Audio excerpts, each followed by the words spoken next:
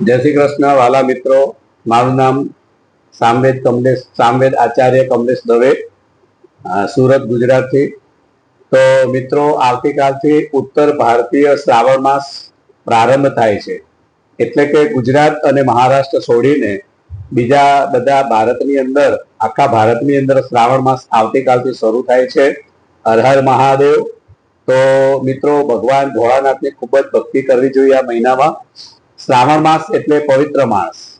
બને ત્યાં સુધી એક ટાઈમ ભોજન કરીને તમે શ્રાવણ માસ કરી અને ભગવાન ભોળાનાથને રીઝવી શકો છો.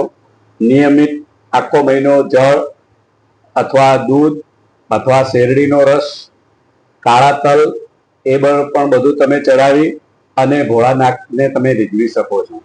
ભોળાનાથ એ આપણાને શરીરનું મેન સુખ આપણને આપે છે.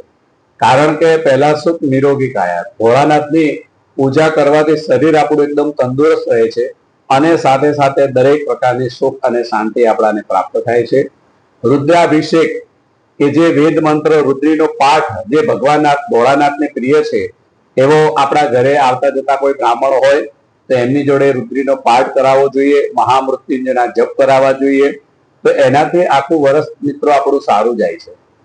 ભોળાનાથની તપસ્યા, ભોળાનાથને રીઝવવાનો આ એક સમય આપણાને ભોળાનાથ આપે છે કે એમના મનગમતા શ્રાવણ માસની અંદર એમની જો ભક્તિ કરીએ તો આપણું વર્ષ ખૂબ જ મજાનું પસાર થાય છે. પરિવારમાં સુખ શાંતિ રહે, આપણા વેપાર કામ ધંધામાં સુખ શાંતિ રહે, શરીરનું સુખ આપણાને મળે. નયા મંદિર મહાદેવના ભોળાનાથના તો જગા જગા પર ગલીઓ ગલીઓ પર હોય જ છે. તો મિત્રો, ભોળાનાથની ખૂબ ભક્તિ કરજો, ભોળાનાથનું ખૂબ સ્મરણ કરજો. ઓમ નમઃ શિવાયની માળા કરવાની. મેન આપણું આદિકાળથી જે ચાલતું આવે છે એનું નામ છે ઓમ નમઃ શિવાય. અને ઘણા મિત્રો શિવલિંગ મહાદેવના મંદિરમાં જાય છે તો ભોળાનાથનું શિવલિંગનું આમ પાણી કરીને આવી રીતે આમ પીએ છે, પણ એ પીવાની પ્રથા ખોટી છે. શિવપુરાણની અંદર પણ આપેલું છે કે ભોળાનાથને જે ચડેલી વસ્તુ હોય તે શિવ નિર્માલ્ય કહેવાય.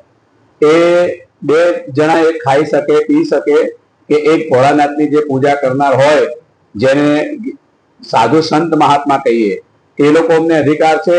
અને એક ગરીબ માણસ, ગરીબ એટલે કે જે આધાર જેનો કોઈ છે નથી, એવા લોકો જ એમનું ખાઈ પી શકે. તો ભોળાનાથની કૃપા માટે તમે ભલે પાણી લઈ શકો, પણ પાણીને તમે ઉપર શરીર ઉપર છાંટો, પાણી ઘરે લઈ જઈને ઘરની અંદર છંટકાવ કરો. આવી રીતે કરવું જોઈએ. પાણી કેવું છે, ઊંધા હાથે નહીં પીવું જોઈએ.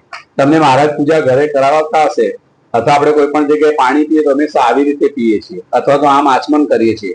કોઈ જે ઊંધા હાથે પાણી પીવાનું લખ્યું નથી, એ ખાસ તમે ચોક્કસ યાદ રાખજો. ઘણા પાણીથી એ જાતિ પાછું શિવલિંગને ઘસ્યા જ કરે. તો મિત્રો, આ પૂજા કરવાની એકદમ ખોટી પદ્ધતિ છે.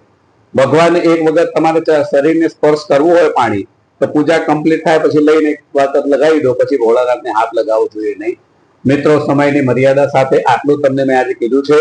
વળી આપણે આગળ વાત બધું કરતા રહીશું.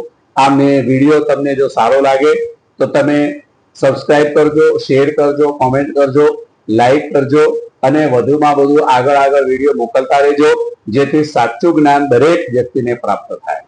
જય શ્રી કૃષ્ણ.